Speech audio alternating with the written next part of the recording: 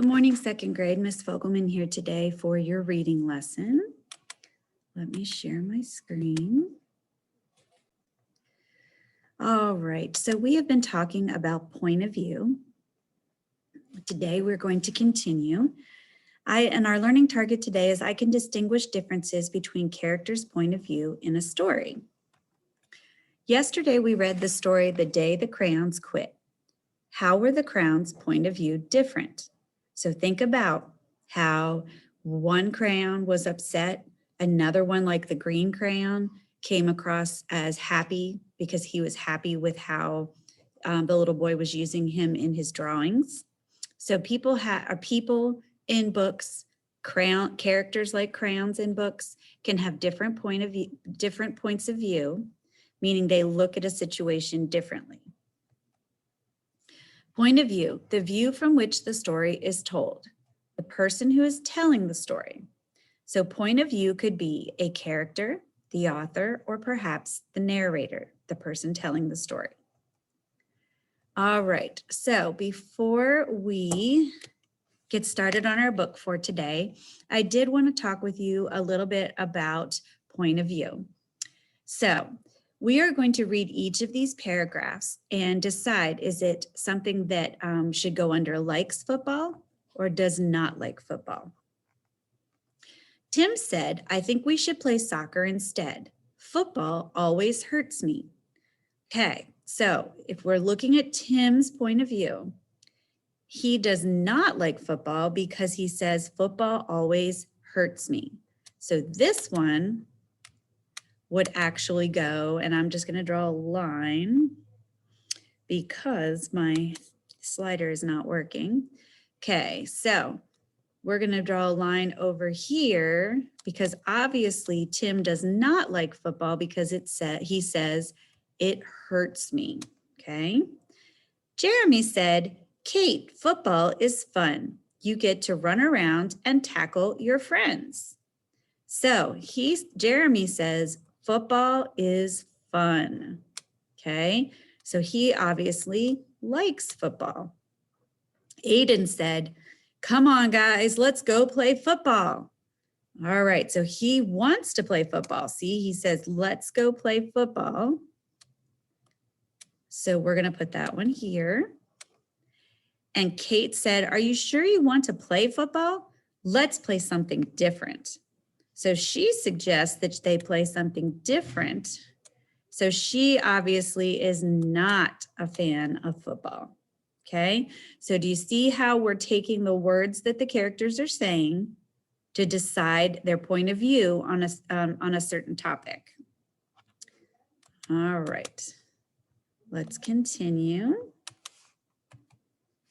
Today we're going to be reading Stand Tall, Molly Lou Mellon.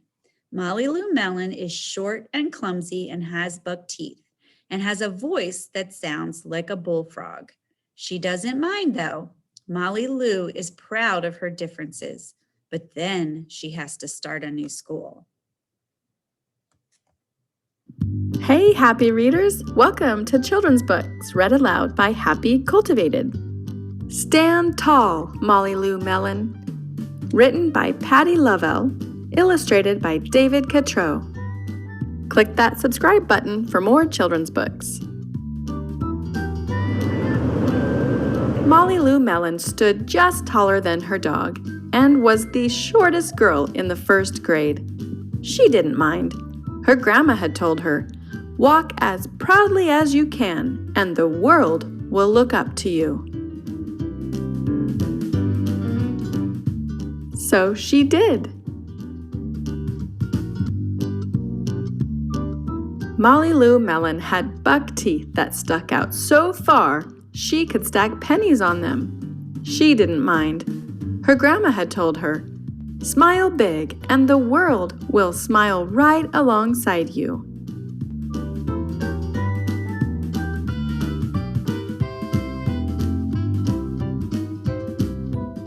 So she did.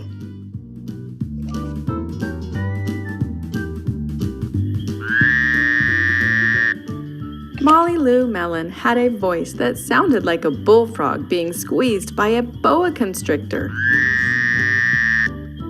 she didn't mind. Her grandma had told her, "Sing out clear and strong, and the world will cry tears of joy." So she did. Molly Lou Mellon was often fumble-fingered. She didn't mind. Her grandma had told her, "Believe in yourself, and the world will believe in you too." So she did. Then Molly Lou Mellon moved to a new town. She had to say goodbye to her grandma and all of her friends, and start in a new school. On the first day of school, Ronald Durkin called her Shrimpo in gym class. When the game started, Molly Lou Mellon caught the football, ran under the legs of Ronald Durkin, and scored a touchdown. All the children thought, "Wow, she's good," and Ronald Durkin felt very foolish. On the second day of school, Ronald Durkin called her Bucky Tooth Beaver. Molly Lou Mellon took out her pennies, stacked 10 high on her teeth, and smiled as big as day. All the children smiled with glee, and Ronald Durkin felt very foolish. On the third day of school, Ronald Durkin said, "You sound like a sick duck. Honk, honk." Molly Lou Mellon sang out a quack so clear and strong that it made Ronald Durkin somersault backwards, hit his head, and have to go to the nurse. All the children cried with joy to be free of Ronald Durkin for the rest of the afternoon, and Ronald Durkin felt very foolish. On the fourth day of school, Ronald Durkin said that she'd made the snowflake all wrong. But Molly Lou Mellon opened up her paper and revealed the most beautiful snowflake of all. All the children oohed and awed, even Ronald.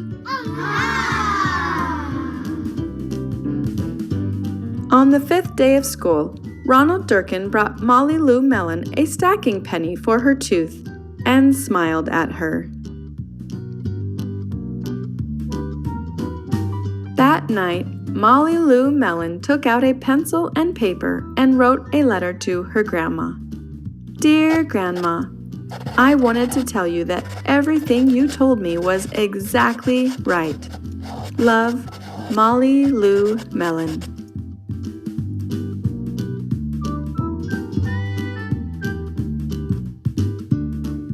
Thanks for reading with Happy Cultivated. Please like this video and subscribe to our channel. Click the bell next to the subscribe button to be notified when we post new books. Thanks for watching. Happy reading. Okay, so Molly Lou Mellon was very, very confident in herself, knew she knew how to do knew everything that she could do, and that helped her when she was being bullied by Ronald Durkin.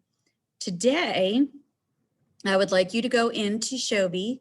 There is a worksheet where you need to tell the point of view of Grandma, the point of view of Molly Lou Mellon, and the point of view of Ronald Durkin in the story, okay? So, for example, I'm going to give you an example of Grandma's point of view. Grandma's point of view was obviously, no matter how you look, how short you are, how your voice sounds, you can do anything that you set your mind to, right? And that's what she would tell Molly Lou Mellon. Okay, so that is her point of view. Now I'd like you to write that point of view and then also talk about Molly Lou Mellon's point of view and Ronald Durkin's. Okay, I will also put into Shobi the link to the story in case you need to watch it again to make sure you have your answers correct. Have a great day.